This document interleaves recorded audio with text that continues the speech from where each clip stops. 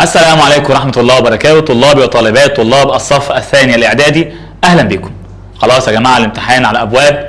النهاردة إن شاء الله بإذن الله عاملين مراجعة قوية جدا عن النحو عشان نلم النحو كله. أكتر حاجة ممكن تكون مزعجة للطلبة هي النحو، بس بعد المحاضرة دي إن شاء الله بإذن الله تعالى كله هيكون مستفيد بالنحو.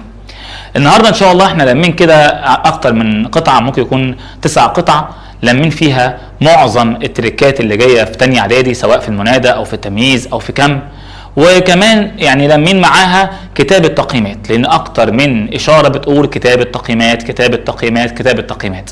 فعشان كده احنا لمين كده ميكس افكار كويسه جدا في علم النحو، معاها كمان كتاب التقييمات. فيلا بينا.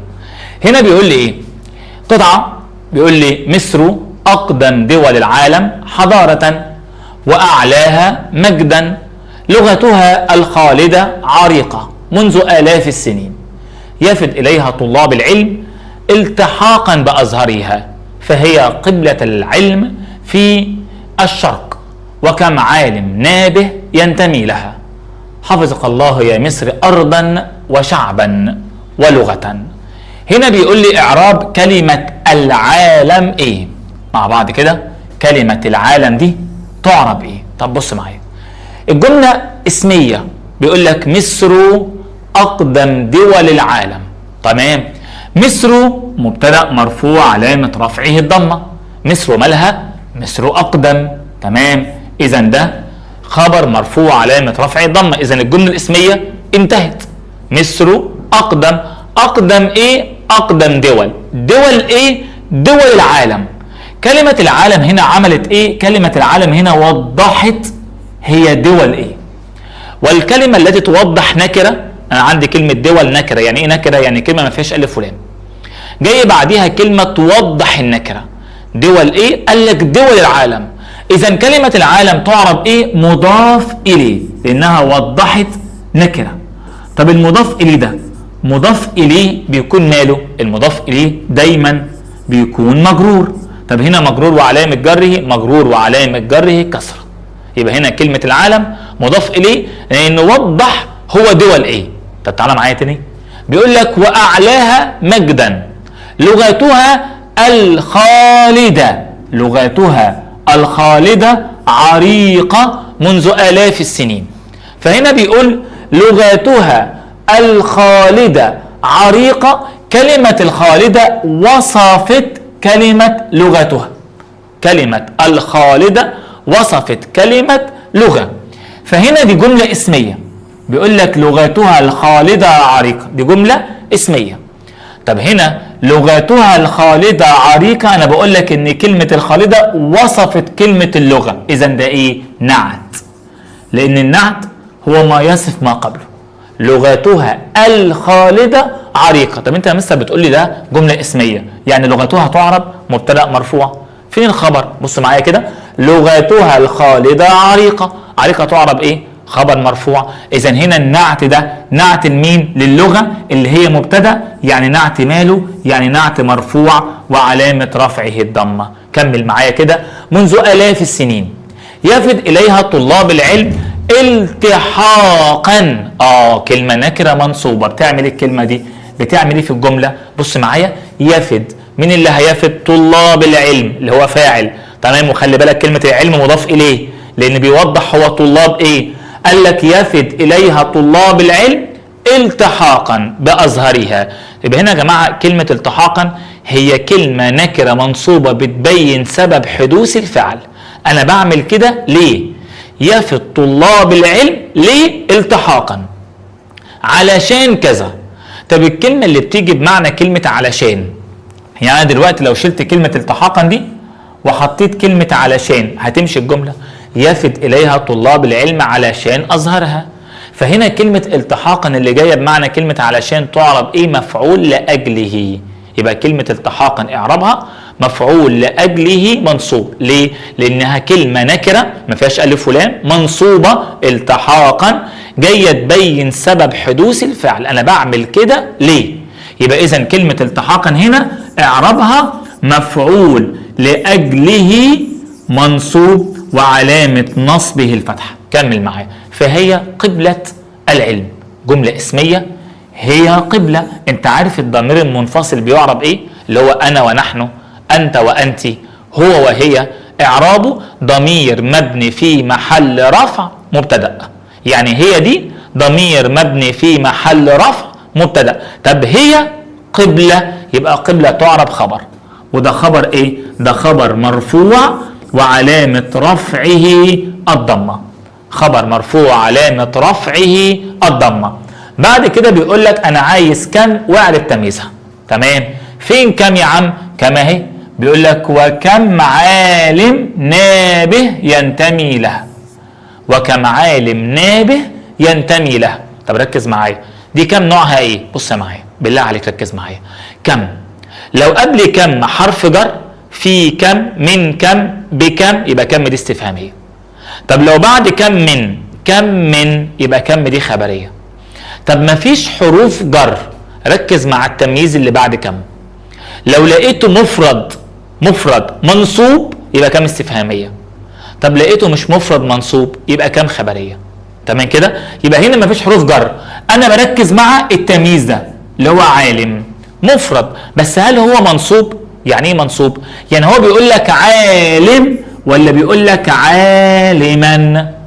لا مش بيقول عالما، ده بيقول عالم مش منصوب. يبقى على طول كم دي نوعها خبريه. طب وتمييزها يعربوا ايه؟ طالما خبريه يبقى التمييز مجرور. ده كلام جميل جدا. طب انا عايز اسم معرب واسم مبني، ممكن يجي؟ لا مش ممكن. بس برضه نقول الاسم المعرب هو اي اسم فيه الف ولام. ماشي، اي اسم، وليكن مثلا مصر، العالم، اي اسم. طب الاسم المبني اي ضمير بقى، وليكن مثلا كلمه هي، دي ايه؟ الاسم المبني. رقم 3 بيقول لك انا عايز منادى وحكمه واعربه. منادى وحكمه واعربه. تمام. المنادى هنا موجوده في كلمه ايه؟ يا مصر. في كلمه مصر هنا المنادى في كلمه مصر. تمام. مصر هنا منادى. هو نوع المنادى هنا ايه؟ لما تنادي على اسم شخص مفرد زي احمد ومحمد، مش عبد الله، مش كلمه مكونه من الاثنين، لا كلمه ايه؟ مفرده، زي محمد، زي احمد. تمام كده؟ علي. او تنادي على دوله، يا فلسطين، يا مصر، ده اسمه منادى علم مفرد. لما تنادي على اسم دوله او اسم شخص اسمه منادى علم مفرد. وطالما علم مفرد هيكون حكمه مبني. يبقى هنا مصر هي المنادى وهو نوعه علم مفرد، لان اسم دولة بنادي على اسم دولة او اسم شخص مكون من كلمة واحدة يبقى علم مفرد. ودلوقتي هو كمان عشان علم مفرد هيبقى حكمه الاعرابي ايه؟ مبني. تمام. بعد كده بيقول ايه؟ بعد كده بيقول لك طبعا اعربه. تمام، هعربه. تعالى مع بعض كده. ده منادى مبني، مبني. طب تعالى نعرب مع بعض كده كلمة مصر. هقول لك اهو منادى مبني على ما يرفع عليه. يعني ايه؟ الكلمة دي لو مرفوعة هتكون مرفوعة بايه؟ بالضمة. يبقى هو منادى مبني على الضم في محل نصب. منادى مبني على الضم في محل نصب. تمام. كمل. عايز تمييز بس لغير كم، تمييز لغير كم وبين علامة اعرابه. تمام. تعال نشوف. بص، التمييز فيه كده بعض البوادر بتيجي على حوار التمييز ده. ممكن يجي لك كلمة على وزن افعل، كلمة على وزن افعل بعدها نكرة منصوبة، فالنكرة المنصوبة تعرب تمييز. ركز في الحتة دي بالله عليك. ولو انت منشغل سيب اللي انت ايه منشغل بيه وتعالى لي كده بالراحه وامسك ورقه وقلم. خلاص احنا الامتحانات ايه كلها ساعات والامتحان يجي. فانا دلوقتي بقول لك التمييز ده اللي هو الملحوظ ده اللي هو مش بعد كم، عشان هنا بيقول لك غير كم. فانا عندي مثلا كلمه على وزن افعل زي اكبر، اصغر، اكثر، بعديها نكره منصوبه تعرب تمييز. طب ما فيش الكلام ده. عندك مثلا كلمه زي كلمه ايه، او فعل زي فعل ايه، مثلا عندك زاد، ازداد، امتلأ، طاب، نعمة، بئس، لو بعديها نكرة منصوبة برضو تمييز. زاد وازداد وامتلأ وطاب وكفى ونعمة وبئس لو بعديها نكرة منصوبة برضو تمييز. طب تعالى نمشي مع بعض، وخلي بالك التمييز بيكون ايه؟ كلمة نكرة منصوبة بيميز حاجة قبلها. طب تعالى نبص. مصر أقدم دول العالم، بصوا بقى، بص حضارة تمييز. يبقى ليه عندي أقدم بعديها نكرة منصوبة؟ واحد يقول لي دول، لا يا فندم، هي الدول ميزت ايه؟ الدول اصلا بعدها مضاف اليه، يعني مش نكره. بيقول لك مصر اقدم دول العالم حضاره، تمييز منصوب وعلامه نصبه الفتحه. واعلاها، اعلى واعلاها مجدا، اعلى على وزن افعل بعدها نكره منصوبه مجدا. كمل. منذ الاف السنين يفد اليها طلاب العلم التحاقا بازهرها، فهي قبله العلم في الشرق، وكم عالم نابه ينتمي لها. حفظك الله يا مصر أرضا وشعبا. حفظك الله يا مصر، حفظك الله ايه؟ أرضا. حفظك الله يا مصر أرضا. يبقى هنا ميز الحفاظ في ايه؟ في الأرض. بدل ما يقول حفظ الله أرض مصر، قال لك لا، حفظك أرضا. يبقى هنا كلمة أرضا برضو تعرب ايه؟ تعرب تمييز. لما اجي اقول لك ايه؟ صانق الله يا مصر شعبا، يبقى فين التمييز؟ شعبا. حفظك ايه؟ حفظك ارضا، يبقى ارضا تعرب ايه؟ برضو تمييز، وتمييز منصوب. طيب بعد كده بيقول لي في السنه 12 شهر، وكنا سبق وقلنا قبل امتحان الشهر بتاع ابريل قلنا المثال ده وقلت لكم ركزوا فيه، وجه في الامتحان. وانا بقول لك يا جماعه ايه دي؟ اسئله شكل امتحان. القطعه دي كلها من ضمن الحاجات اللي ان شاء الله باذن الله افكار كتير جدا ممكن تيجي في الامتحان. فهنا بيقول لك في السنه 12 شهر وفي الشهر 4 اسبوع. اكتب. طيب 12 دي بتعرب ايه؟ سبق وقلنا خلي بالك بالله عليك لما تلاقي الجمله بادئه بحرف جر واسم مجرور وبعديها عدد، العدد مبتدا مؤخر. يعني ده طالما حرف جر اسم مجرور وبعد كده عدد في اول الجمله، يبقى العدد ده مبتدا مؤخر يعني مرفوع، وده 2 يعني مرفوع بالالف. وانا بعد شهر مذكر واثنين بالطابق، هتبقى اثنا بالالف. تمام. رقم 10 رقم مركب هيطابق اللي بعديه 12. اوعى تنسى ضبط التمييز. 12 شهرا. تمام. وفي الشهر 4 من 3 ل 9 بيخالف، من 3 ل 9 والله بيخالف. رقم 4 هيخالف اسبوع. طب اسبوع ده مذكر، هذا اسبوع مذكر، 4 هتخالف، يبقى اقول 4 ايه؟ 4 اسبوع؟ لا، 4 اسابيع. 4 اسابيع. ما هو الاعداد من 3 ل 10 التمييز بتاعها بيكون جمع مجرور. ارجع للمحاضره بتاعت ابريل وانت تعرف هو بنعمل ازاي. انت عندك من 3 ل 10 التمييز جمع ايه؟ مجرور. ومن 11 ل 99 التمييز ماله؟ مفرد منصوب. طيب يا فائز بالجائزة وفقك الله، صوب الخطأ يا صديقي. تعال نبص. يا فائز بالجائزة، ايه ده؟ هو ده مش مفروض شبيه بالمضاف؟ احتاج لحاجة بيتم المعنى، احتاج لحاجة بيتم المعنى والحاجة دي مش مضاف اليه. دي بالجائزة حرف جر واسم مجرور. مش هنا الشبيه بالمضاف المفروض يكون منصوب. طب هو ليه قال فائز؟ ما هو ده الخطأ. فاقول يا ايه؟ يا فائزا بالجائزة وفقك الله. ده الخطأ اللي وقع فيه الكاتب. طيب بعد كده بيقول قرأ الباحث 45 وجايب مجلد عامة يعني. طب بالراحة بس عليا، هي من 11 ل 99 التمييز ايه؟ مفرد منصوب. مفرد منصوب اهيات مجلدا مفرد منصوب. يا مساكين اعانكم الله. يا مساكين اعانكم الله. اعراب المنادى ده بيقول لك ان هو معرب. طب بص كده، مساكين وجهت جمله، كلمه نكره وجهتها جمله، كلمه نكره وجهت لها جمله. يا مساكين اعانكم، ده كده نكره ايه؟ غير مقصوده. تمام. غير مقصوده منصوبه وعلامه نصبه ايه؟ واحد يجري يقول لك ايه؟ الياء مستر. غلط يا حبيبي. ازاي يا بابا؟ مساكين. ايوه يا مستر مساكين اخرها ياء ونون، يعني دي جمع مذكر سالم. ايوه يا مستر. يعني في حاجة اسمها مساكون؟ يعني هي مساكين ومساكون؟ لا طبعا. مساكين ده جمع تكسير. انت عندك مساكين وعندك شياطين، عناوين، فساتين، دي كلها يا جماعة جمع تكسير. يعني هل في حاجة اسمها مساكين ومساكون وشياطين وشياطون؟ لا طبعا، دي كلها جمع ايه؟ جمع تكسير. طب وجمع التكسير لما هيكون منصوب، هيكون منصوبه علامة نصبه ايه؟ هيكون منصوبه علامة نصبه الفتحة. يبقى هنا ده ايه؟ ده منادى وده نكرة غير مقصودة منصوب وعلامة نصبه الفتحة. كمل معايا. طيب القطعة الثانية، المحبون للوطن قدرهم عظيم. انا عايز اعرف كلمة عظيم.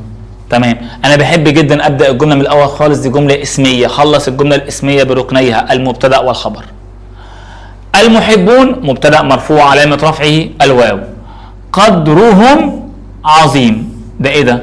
ده خبر جمله اسميه، خبر جمله اسميه.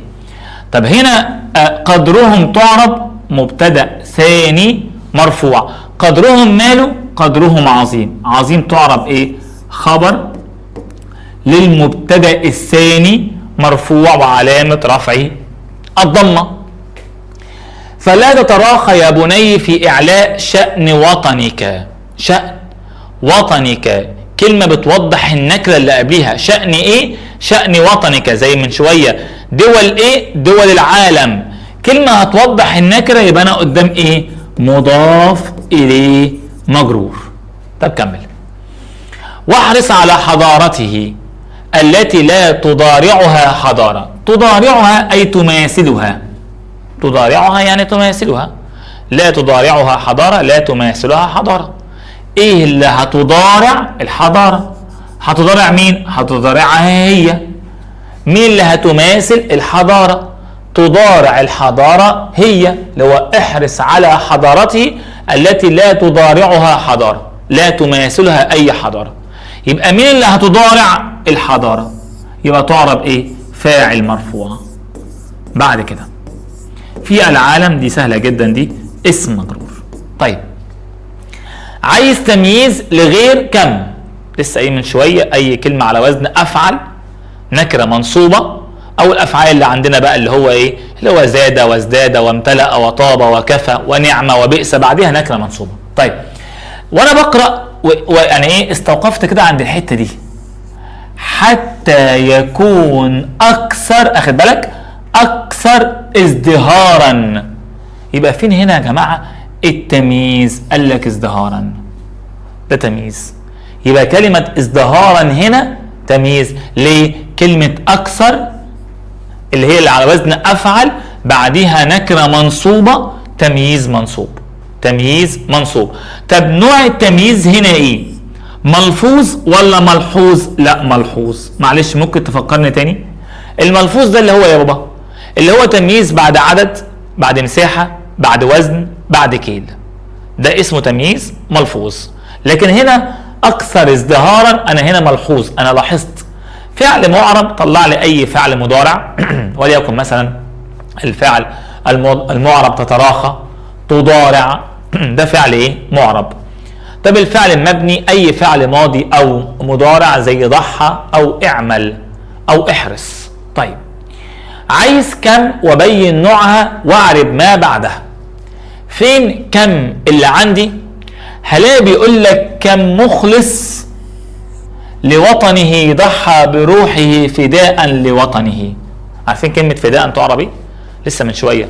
لماذا ضحى؟ فداء، مفعول لأجله. برافو عليك. طيب بيقول لك كم مخلص، كم قبليها حرف جر؟ لا. بعديها حرف جر؟ لا. ركز مع التمييز. نكرة منصوبة؟ لا مش نكرة منصوبة، يبقى مش استفهامية، يبقى دي كم؟ خبرية. وطالما خبرية يبقى التمييز اعرابه تمييز مجرور وعلامة جر هي كسرة. كمل بينا. منادى بيقول لي هنا فلا تتراخى يا بني، لا تتراخى يا بني. تمام. فين المنادى؟ بني. خد دي معاك، بص، اي منادى، اي منادى جاي متصل بضمير ده منادى مضاف. اي منادى جاي متصل به ضمير ده منادى مضاف، ماشي كده؟ فده منادى مضاف منصوب وعلامة نصبه الفتحة، منصوب وعلامة نصبه الفتحة. تمام، يبقى ده منادى مضاف عشان فيه ضمير، وهو منادى منصوب وعلامة نصبه الفتحة. طيب، حضر تكريم الفائزين نقط معلما. تمام، كلمة معلم دي يا جماعة أول حاجة هي كلمة مذكرة. تمام، هنا بقى أولا مذكرة وأنا بعد 15 يبقى الخمسة بتخالف، يبقى الخمسة مؤنثة، يبقى الاختيار ده غلط. والعشرة مركبة يعني هتطابق، هتبقى 5 ايه؟ 10. اخترتها ليه؟ 5 بتخالف والعشرة وهي مركبة بالطابق، وده كلمة مذكرة 5 هتخالفها والعشرة وهي مركبة بالطابق. طيب، يا نائم أفق من غفلتك. أنا عايز أخلي الجملة دي مثنى وأخليها جمع. تمام، هو ده نوعه إيه؟ يا نائم، يا نائم، وبعد كده إيه؟ وجهت له جملة يا نائم أفق، نائم أفق. وهنا يا جماعة ده نكرة مقصودة، ده نكرة إيه؟ مقصودة. تمام، فهنا النكرة المقصودة هقول يا إيه؟ طبعا أنا عايز هنا نكرة مقصودة يعني مبنية، عايزها مثنى بيكون مبني على ما يرفع عليه. هقول يا نائمان. تمام، أفيقا بكلم مثنى من غفلتكما. تمام، عايز جمع هقول يا نائمون. تمام، أفيقوا، كلام جميل، من غفلتكم. خلي بالك بغير كل حاجة، بغير كل حاجة. يبقى يا نائم ده نكرة مقصودة هيكون مبني مبني على ما يرفع عليه. في المثنى بيرفع بالالف يبقى مبني على الالف، جمع المذكر السالم بيرفع بالواو يبقى مبني على الواو. فلما اجي اسمي نكرة مقصودة هقول يا نائمان، لما اجمع نكرة مقصودة هقول يا نائمون. طب افرض كان نكرة غير مقصودة، يعني كان يا نائما، يا نائما افق، ساعتها لما اجي انصبها او اسنيها هقول يا ايه؟ يا نائمين افيقا. طب لو انا عايز نكرة غير مقصودة تكون جمع هقول يا ايه؟ يا نائمين افيقوا. تمام، كم شهيدا ضحى بروحه فداء لوطنه، وكم من شهيد ضحى بروحه فداء لوطنه. ركز معايا، كم مفيش حروف جر، التمييز اللي جاي بعديها تمييز مفرد منصوب. طالما مفرد منصوب اجري عليها وقول الاولى كم استفهامية. تمام، التانية لقيت بيقول كم من. طالما بيقول لك كم من، طالما بيقول لك كم من يبقى وانا مغمض عينيا الكم دي خبرية، الكم دي ايه؟ خبرية. ده كلام جميل جدا. يلا بينا، يلا بينا على القطعة الثالثة. لغة القرآن عظمك الله قدرا ومجدا، فهي لغة القرآن منذ أكثر من 1400 عام تعهدها الله بالحفظ وأعلى منزلتها، ومن تعلمها نال شرفا عظيما. لغة القرآن عظمك الله قدرا. واحد يقول لي يا مستر لغة دي مبتدأ، لا، ازاي يا مستر؟ دي لغة جاية في أول الكلام، صح، ده اسم، أيوة فعلا، بس هل هي مبتدأ؟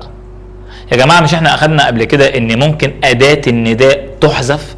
يا جماعة عشان الناس اللي ناسية، أدوات النداء يا جماعة ممكن تحذف، وأدوات النداء مش شرط تكون يا، ده ممكن تكون يا، ممكن تبقى أيا، ممكن تبقى هيا، ممكن تبقى الهمزة، ممكن تبقى أي. الناس بتنسى الكلام ده، الناس بتنسى الكلام ده. أدوات النداء ممكن تبقى يا، أيا، هيا، همزة وأي، دي كلها أدوات إيه؟ نداء، ماشي كده؟ وكنا أخدنا قبل كده إن يا لنداء القريب والبعيد، وأيا وهيا لنداء البعيد، والهمزه واي لنداء القريب. جت مره والله في ثالثه اعدادي، عشان طبعا الدرس ده كان بيتاخد الاول في ثالثه اعدادي، فجاي مره سؤال على الحته دي في محافظه الاسماعيليه، كان بيقول له هيا ده لنداء القريب والبعيد صح ولا غلط؟ تخيل يعني الحته دي مهمه برضه يا جماعه. يا لنداء ايه؟ القريب والبعيد، وايا وهيا لنداء البعيد، والهمزه واي لنداء ايه؟ القريب. ماشي. وممكن الياء تحذف، ممكن الياء تحذف زي هنا لغه القران عظمك الله قدرا. انا هنا بعمل ايه؟ انا عايز اقول يا لغه القران عظمك، ما انا بخاطب اهو. عارفين يا جماعه امتى اللغه دي تبقى مبتدا؟ والله سؤال حلو. لو انا جيت قلت ايه؟ لغه القران، لغه القران عظمك الله قدرا، وجيت تحت قلت ايه؟ لغه القران عظمها الله قدرا. تخيل ان، بص جمال اللغه يا جماعه، تخيل ان وجود كاف هنا وهاء هنا هيغير اعراب كلمه لغه هنا وكلمه لغه هنا. هنا بقول لغه القران، لغه القران عظمك الله قدرا، هنا عايز يقول ايه؟ يا لغه القران عظمك الله قدرا. اما تحت بيقول لي لغه القران عظمها الله. دي جمله اسميه، دي جمله اسميه. لغه مبتدا، لكن فوق لغه منادى. بص الفرق. هنا كان بيخاطبها بيقول لها لغه القران عظمك، عظمك الله قدرا. تحت كان بيخبر عنها بيقول لها لغه القران عظمها، لغه القران عظمها الله قدرا. عارفين يا جماعه كلمه قدرا في المثالين تعرب ايه؟ قدرا هنا وهنا تعرب ايه؟ عظمك الله قدرا، عظمها الله قدرا. تمييز، كلمه نكره منصوبه جايه في اخر الجمله الفعليه بعد الجمله ما انتهت. عظمك الله، مين اللي عظم؟ الله فاعل، عظم مين؟ عظمك. الكاف دي ضمير مبني في محل نصب مفعول به، وقدرا هنا تمييز منصوب. قدرا تمييز منصوب. يبقى لغه هنا يا جماعه هي منادى، هي منادى منصوب وعلامه نصبه الفتحه. طبعا ده منادى مضاف. تمام. بعد كده بيقول ومن تعلمها نال شرفا. مين اللي نال؟ هو. طب هو نال ايه؟ هو نال شرفا. يبقى اذا كلمة شرفا تعرب ايه؟ مفعول به منصوب. نال هو شرفا. نال، مين اللي نال؟ هو. وماذا نال؟ نال شرفا، الحاجة اللي نالها، يبقى مفعول به منصوب. تمام. بعد كده بيقول لك فكم علماء يسعون لينالوا. ينالوا فعل مضارع، بس خلي بالك في لام، اللام دي لام ايه؟ قال لك فكم علماء يسعون لينالوا، ده لام تعليل. ان لن كي حتى لام التعليل ادوات نصب. ان لن كي حتى لام التعليل ادوات نصب. طب وادوات الجزم لم ولا الناهيه ولام الامر. في فرق بين لا الناهيه ولام الامر؟ طبعا. لام التعليل، لام التعليل الاول بس هي بتعلل، بتذكر سبب لينالوا، لكن لام الامر بأمر لتذاكر دروسك، لازم تعمل كده. يبقى دي لام التعليل يبقى فعل مضارع منصوب، وده عشان من الافعال الخمسه ينالوا، فهو فعل مضارع منصوب وعلامه نصبه حذف النون. طب كمل معايا. من غير اهلها، وان كانوا من غير ايه؟ اهلها اللي بعد غير بيعرب مضاف اليه مجرور وعلامه جره كسره. طلع لي منادى. انا اصلا كنت في الاعراب طلعت منادى. على فكره الراجل ده محترم والله. ليه بقى؟ لان هو مش جايب اي منادى تاني، مش جايب اي منادى تاني. فهتقعد تفكر طب هو فين المنادى؟ طب فين الاداه؟ فين الاداه؟ فين الاداه؟ فين الاداه؟ فين الاداه؟ فالطالب بقى ايه اللي كان في غفله، اللي كان في غفله يرجع يقول لك ده هنا كان عايز يقول يا لغه القران عظمك الله قدرا. فهنا كلمه ايه؟ المنادى لغه جايه بعديها مضاف اليه، يبقى ده نوعه ايه؟ مضاف. طب وحكمه؟ طب وحكمه ايه؟ طالما مضاف شبيه بالمضاف نكره غير مقصوده يبقى حكمه معرب. عايز كم واذكر لي نوعها. تمام. بيقول لك فكم علماء يسعون لينالوا هذا الشرف. فكم علماء يسعون لينالوا هذا الشرف. دي كم نوعها ايه؟ كم دي نوعها ان هي كم خبرية، مفيش حروف جر. لما ركزت مع التمييز لقيته مش مفرد منصوب، يبقى كم خبرية. تمام. بعد كده عايز تمييز محول. تعال نشوف كده. بيقول لك ايه؟ عظمك الله ايه؟ قدرا. عظمك الله ايه؟ قدرا. عظمك الله جملة فعلية خلصت. لما الجملة الفعلية بتخلص وبيظهر لي كلمة نكرة منصوبة بتميز حاجة معينة، ده تمييز. عظمك الله قدرا. طب هي قدرا هنا تمييز محول عن ايه؟ هو اصل الجملة ايه؟ عظم الله قدر اللغة. يبقى هنا كلمة قدرا محولة عن مفعول به.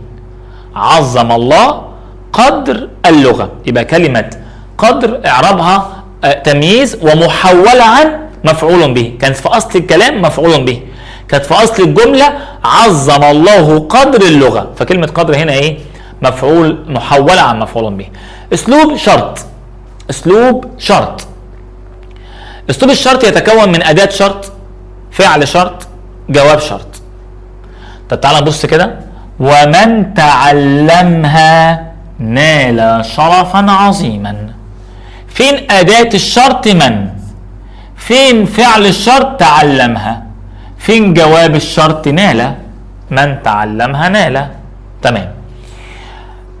عايز بعد كده المثال ده عبقري، والله عبقري. المثال ده موجود في كتب التقييمات بتاع تانية اعدادي، ومن الامثله الناس دي بصراحه يعني واضعين بعض اسئله او معظم الاسئله مبنيه على الفهم. بيقول لك ايه؟ احسن الطلاب عملا المجتهدون، واحسن الطلاب عملا فكافأهما المعلم. ايه ده؟ هو عايز يعرب هنا كلمة عملا وكلمة عملا. والله يا جماعة فكر لطالب ثالثة ثانوي. يركز بس معايا. الطلبة دي لو فعلا كده فهمت يا جماعة التريكات دي واشتغلت معانا كده واحدة واحدة، هنوصلها بجد ان هي تكون متميزة. ركز معايا كده.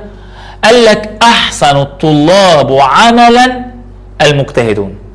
دي جملة اسمية يا جماعة. انت عارف ان كلمة احسن دي احسن الطلاب عملا المجتهدون، دي جملة اسمية. احسن مبتدأ مرفوع علامة رفعه الضمة، الطلاب مضاف اليه مجرور وعلامة جره الكسرة. احسن الطلاب عملا المجتهدون. لو احسن هنا مبتدأ فالمجتهدون خبر. مين هم اللي احسن؟ المجتهدون. احسن الطلاب المجتهدون. طيب احسن الطلاب عملا. تمام كده. كلمة عملا هنا اعرابها ايه؟ هو انا لما يكون عندي كلمة نكرة منصوبة، كلمة نكرة منصوبة بعد افعل احسن عملا، عملا تعرب ايه؟ عمل هنا تعرب تمييز منصوب.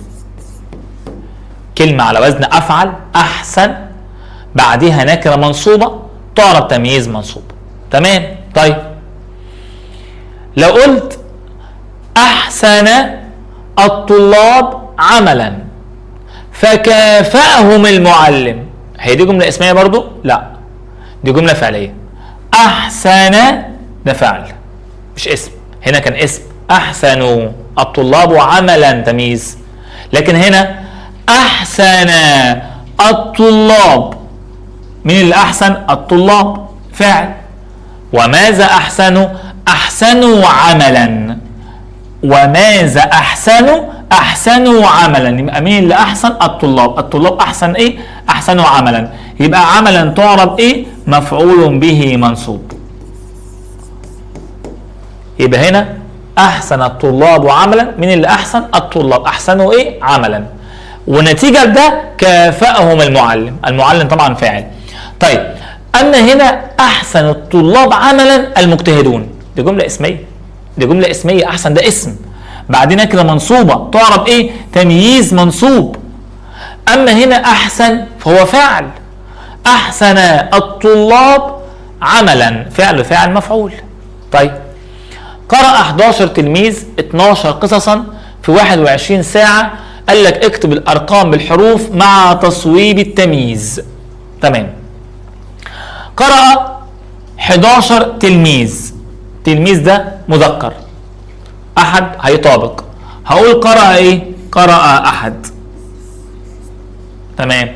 10 مركبة هتطابق، قرأ احد 10. مفرد منصوب تلميذا. تمام. 12 قصصا. 12 هنا اعرابها ايه؟ هو مين اللي قرأ 11 تلميذ؟ قرأوا ايه؟ قرأوا 12، يعني 12 مفعول به منصوب، وقصة مؤنثة، يعني هي هتبقى ايه؟ هتبقى مؤنثة ومنصوبة، مؤنثة ومنصوبة، فهتبقى ايه؟ قرأ 11 تلميذا اثنتي، ورقم 10 هنا عشان رقم مركب هيطابق 10، بس خلي بالك 12 ايه؟ قصة مفرد منصوب. في ساعة مؤنثة، واحد بيطابق، يبقى في إحدى، أو في واحدة، لا إحدى في إحدى وإيه؟ ما هو مجرورة، في 21 ساعة، في 21 ساعة. تمام. يا أبي بكر طالب مجتهد. يا أبي بكر طالب مجتهد. إيه ده يا مستر؟ هي مش المفروض ده مضاف؟ أنا مرة أخدتها بيقول يا أبا بكر، عشان ده منادى مضاف، وده أسماء 5، ده أنا مصحصح، ده أسماء 5، وهنا هيكون منادى منصوب وعلامة نصبه الألف. أنت غلطان. إزاي يا أبي بكر؟ ومين اللي قال لك إن دي أبي بكر؟ هو دي أصلا بقول يا أبي، بنادي على أبي، بقول يا أبي بكر طالب مجتهد، بقول له يا أبي بكر طالب مجتهد. إذا بكر طالب مجتهد ده إيه؟ جملة اسمية بوجهها لمين؟ لأبي. طب هنا المنادى ده نوعه إيه؟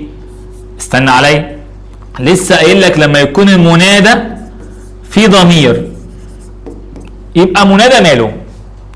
طالما المنادى في ضمير يبقى منادى مضاف، طالما المنادى في ضمير يبقى منادى مضاف. يبقى أبي هنا تعرب إيه؟ منادى منصوب، ده عايز نوعه الأول، يبقى هو نوعه مضاف وإعرابه منصوب وعلامة نصبه الفتحة. طالما في ضمير ياء يبقى الفتحة المقدرة، لأن الفتحة مش هتظهر. أبي فين الفتحة؟ اشتريت نقط مجلدا، وهنا مجلد مذكر. تمام. هقول ايه؟ هقول 5 لا. طب ينفع اقول 5؟ تنفع. ليه؟ عشان 5 بتخالف. طب و10 مركب هيطابق يبقى صح، يبقى 5 ايه؟ 15. طب معلش يا مستر ده صح، تمام انا معاك، ليه ده غلط؟ 50. بالراحة يا حبيبي. اشتريته، مين اللي اشترى؟ انا. اشتريت ايه؟ الرقم ده، يعني مفعول به منصوب، يبقى المفروض اقول ايه؟ 50، وده ما حصلش. يبقى هنا 15 ايه؟ مجلدا. تعال نشوف القطعة اللي بعد كده بتقول ايه. بتقول كم من انهار تفيض في العالم. تفيض فعل مضارع عادي خالص، مش قبليه ولا أداة نصب ولا أداة جزم، ده فعل مضارع طيب، ده فعل مضارع مرفوع وعلامة رفعه الضمة. ولكن نهر النيل وضحت نهر ايه؟ نهر ايه؟ نهر النيل. نهر ايه؟ نهر النيل. طالما كلمة بتوضح النكرة يبقى النيل اعرابها مضاف اليه مجرور وعلامة جره الكسرة. فقد ظل هذا النهر متدفقا طيلة دهور طويلة، وانعكس هذا الخلود أثرا على الطبيعة المصرية. الطبيعة المصرية، الطبيعة المصرية، نعت بصف الطبيعة بالمصرية هيتبع اللي قبليه، يبقى نعت ماله؟ نعت مجرور وعلامة جره الكسرة. كمل. فهي شخصية، لسه كنت بقول أي ضمير منفصل، هو وهي، أنا ونحن، أنت وأنت، واللي زيهم أنتم وأنتن وكده، ضمير مبني في محل رفع مبتدأ. وكلمة شخصية هتعرب خبر، خبر ماله؟ مرفوع وعلامة رفعه الضمة. هات تمييز لغير كم، تمييز لغير كم. السطر الأول كله كم من أنهار تفيض في العالم ولكن نهر النيل عجيب، فقد ظل هذا النهر متدفقا. اوعى تقول لي متدفقا، ده خبر ظل يا فندم، ده خبر ظل. طيلة دهور طويلة، وانعكس هذا الخلود، والجملة خلصت على فكرة. وانعكس هذا الخلود، جاب لك بعد ما الجملة خلصت كلمة نكرة منصوبة عشان يميز لك الخلود اللي انعكس، فقال لك وانعكس هذا الخلود اثرا، بدل ما يقول لك وانعكس اثر هذا الخلود راح قال لك وانعكس هذا الخلود اثرا. كلمه نكره منصوبه جت بعد ايه؟ الجمله ما خلصت، يبقى كلمه اثرا ده التمييز. وتمييز طبعا اعرابه ايه؟ تمييز منصوب وعلامه نصبه الفتحه. طيب طلع لي منادى وقول لي نوعه وعلامه اعرابه، عينيا الاثنين. فيا نيل مصر، فيا نيل، فيا نيل مصر، نيل ده منادى، بعديه مضاف اليه، منادى مضاف. تمام. طب ونوعه مضاف، علامة اعرابه طالما مضاف منصوب، وده منصوب وعلامة نصبه الفتحة، يبقى منادى منصوب وعلامة نصبه الفتحة. ضمير منفصل، انا عندي انت او هي، دي من الضمائر المنفصلة، مفيش ضمائر متصلة في القطعة دي. عايز تمييز كم واجعله مجرور بالاضافه. حلو السؤال ده، حلو. بيقول لك كم من انهار تفيض في العالم، تفيض في العالم، ده كم نوعها ايه؟ خبريه. كم من، هو مش عايزها تكون مجروره بحرف الجر بمن. كم من انهار تفيض في العالم، هو مش عايزها تكون مجرورة بحرف الجر، هو عايز يشيل حرف الجر عشان تكون مجرورة بالإضافة. يعني هو عايز يقول ايه؟ هحولها لك، هخليها بدل من كم من أنهار كم أنهار على طول تفيض في العالم. ما احنا يا جماعة عارفين ان كم الخبرية تمييزها مجرور، بس مجرور بسبب ايه؟ لو قبليه حرف جر يبقى مجرور بحرف الجر، فانا عشان ما جرهوش بحرف الجر هشيل حرف الجر، وساعتها التمييز هنا برضو مجرور، بس مجرور بالاضافه، ان هو اضيف الى كم، كم انهار. تمام كده يا جماعه؟ ده اسمه تمييز مجرور بالاضافه. طيب بين نوع كم، طبعا هي كم خبريه، كم من انهار، كم خبريه. تمام. قضى العامل في المصنع 16 سنه، صوب الخطأ. تمام. دلوقتي كلمة سنة كلمة مؤنثة، والرقم من 3 ل 9 بيخالف، فما ينفعش اقول 6، فهقول 6. ورقم 10 رقم بيطابق لما يكون مركب، هتبقى 6 ايه؟ 10 سنة. عيل ناصح يقول لي يا مستر طب انا اعمل ده كله ليه؟ اقول لك على فكرة يا مستر، قول يا ابني، انا ممكن اقول 16، استنى يا بابا ازاي؟ اقول لك يا مستر ثواني بس، عاما. ايه ده؟ صح والله، هو غير سنة وخلاها ايه؟ عام. هو العام ايه؟ مذكر، فهو كده ايه؟ عام هيخالف مين؟ ال6 المؤنثة، وهيطابق مين؟ ال10 المركبة. تمام. كم نقط نجح هذا العام؟ وحاطط لك عامل استفهام، يعني بيقول لك انا عايز مفرد منصوب عشان دي كام استفهاميه، فهقول له كم ايه؟ هقول له كم طالبا نجح هذا العام. تمام. يا شاكيا كفاك شكوى، انا عايز اخليها منادى ايه؟ شبيه بالمضاف. هو ده نوعه ايه؟ يا شاكين والجمله خلصت ووجهت له جمله ودي منصوبه، يبقى نكره غير مقصوده. نكره غير مقصوده، عايز اخليها شبيه بالمضاف، يعني احط حاجه بعديها تتم المعنى بس مش مضاف اليه. فهقول له ايه؟ يا شاكيا، ايوه كمل الجمله، للناس. يا شاكيا للناس، بعد كده اقول له ايه؟ كفاك شكوى. يا شاكيا للناس كفاك شكوى. بعد كده بيقول لي ازدادت النار حرارة. حدد التمييز. فين التمييز؟ ازدادت النار والجملة خلصت، بعدها نكرة منصوبة هتعرب تمييز. زاد ازداد امتلأ، كفى طاب نعم بئس، بعدها نكرة منصوبة تمييز. ازدادت النار حرارة، ده تمييز. اعربه تمييز منصوب وعلامة نصبه الفتحة. ثم اجعله فاعل. تمام. هقول ايه؟ ازدادت حرارة النار. يا زيد اين المحتاجين؟ نوع المنادى على المفرد، هو انا بنادي على اسم شخص او دولة؟ كلمة واحدة، مش يا عبد الله يا عبد الرحمن، لا كلمة واحدة يبقى على المفرد. كم لاعبا في الملعب؟ هي دي كم استفهامية في حروف جر؟ لا، التمييز مفرد منصوب يبقى كم استفهامية. طيب طلعوا بعد بقى القطعة الخامسة والأخيرة. احنا كده لمينا كل الأفكار. كل الأفكار، ركز، أفكارك كلها تقريبا في ساعة. إن اللغة العربية هي أكثر اللغات. هي أكثر، ده خبر جملة اسمية. لسه بقول الضمائر المنفصلة ضمير مبني في محل رفع مبتدأ، يبقى أكثر هتعرب إيه؟ هتعرب خبر، وده خبر مرفوع وعلامة رفعه الضمة. تمام. أكثر اللغات الحية فرصة لأن تكون لغة عالمية. مين اللي هتكون؟ هتكون هي. طب هي هتكون ايه؟ هتكون لغة، تكون هي لغة عالمية اللي هي اللغة العربية. يا جماعة والله بجد في طلبة أول ما يشوفوا ايه فعل ناسخ اللي بعديه اسم تكون، يا بابا اهدى.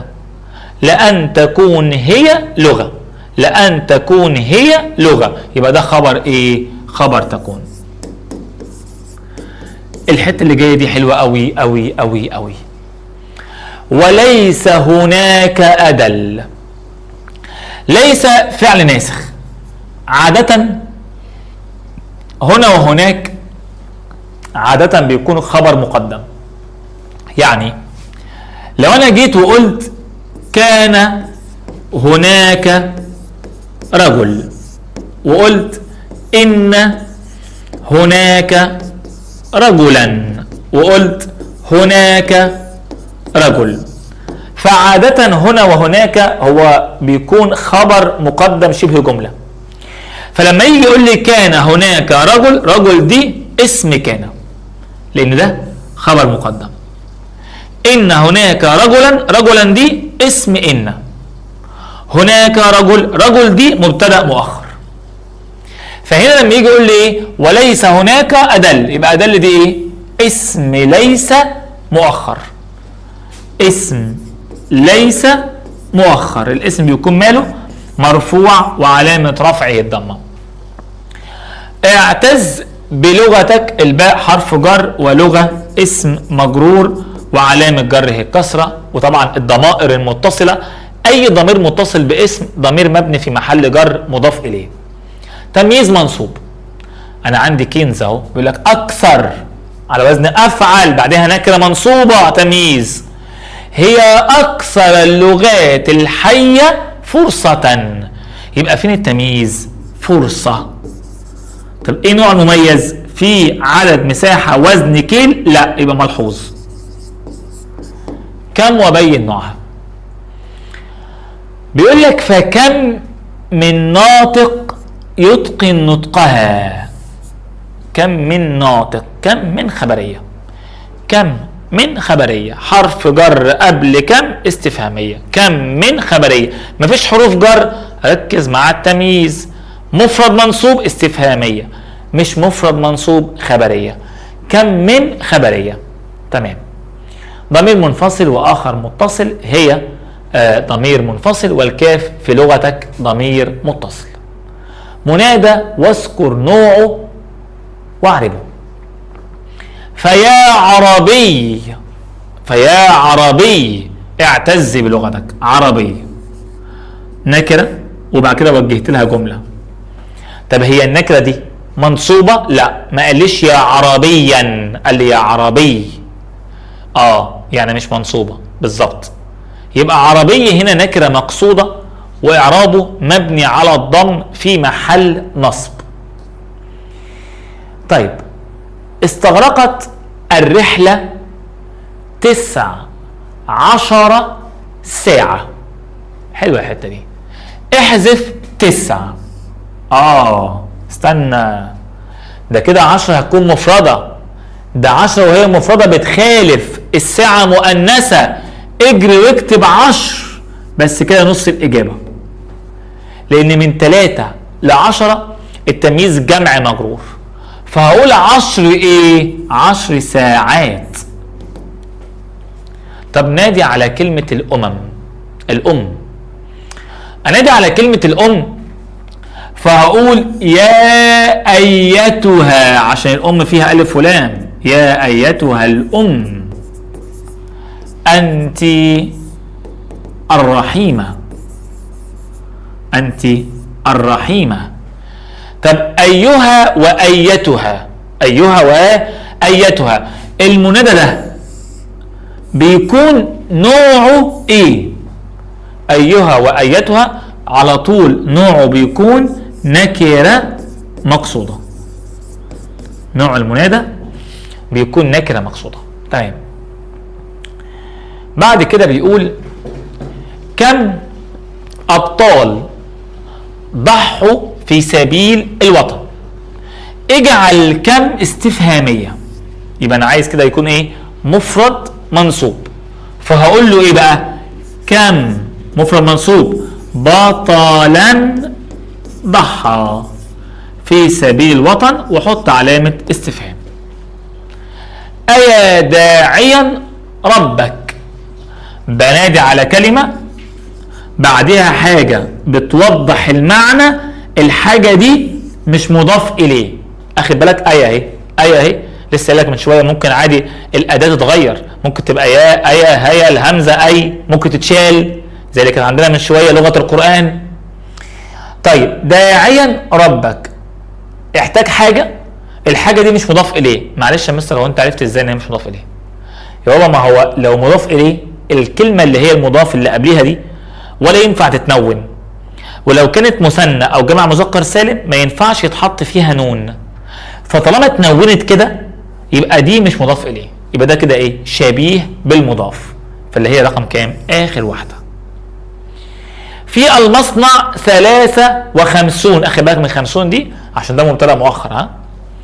3 بتخالف، هتخالف يعني معنى كده اللي جاي هنا مذكر ومفرد، مذكر ومفرد منصوب، يبقى 53 عاملا. كده احنا وصلنا للقطعة ال5 تقريبا. ما فيش فكرة احنا جبناهاش.